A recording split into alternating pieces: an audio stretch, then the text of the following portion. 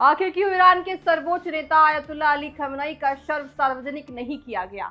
क्या सुरक्षा कारण थे या इसके पीछे धार्मिक और राजनीतिक रणनीति थी?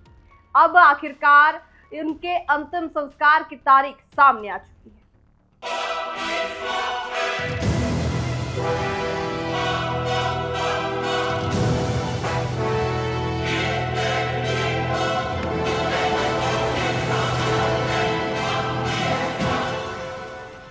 28 फरवरी 2026 को अमेरिका और इजराइल के संयुक्त हमले में आयतुल्लाह अली खamenei की मौत हो गई थी। इसके बाद पूरी दुनिया में सबसे बड़ा सवाल यही था कि इस्लाम में जल्द दफनाने की परंपरा होने के बावजूद उनका अंतिम संस्कार महीनों तक क्यों नहीं हुआ।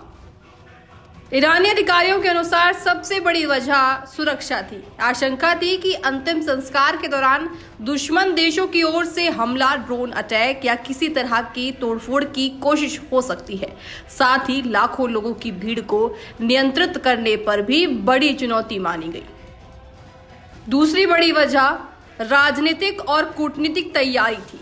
ईरान चाहता था कि अंतिम विदाई केवल धार्मिक कार्यक्रम न होकर राष्ट्रीय शक्ति प्रदर्शन बने। इसलिए कई देशों के प्रतिनिधियों, धार्मिक नेताओं और विदेशी मेहमानों की मौजूदगी सुनिश्चित करने के लिए भी समय लिया गया।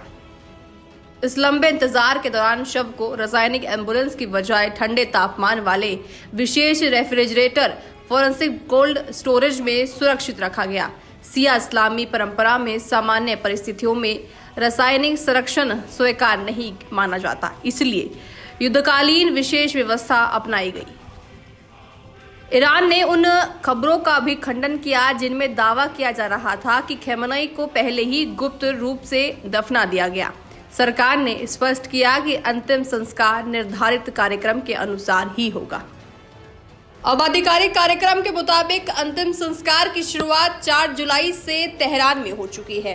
कई दिनों तक चलने वाले राजकीय और धार्मिक समारोह के बाद 9 जुलाई को मशहद में दफन किया जाएगा। इस दौरान जुलूस तेहरान के अलावा क्रोम, नजफ और करबला जैसे प्रमुख शिया धार्मिक केंद्रों से भी जुड़े कार्यक्रमों का हिस्सा होगा।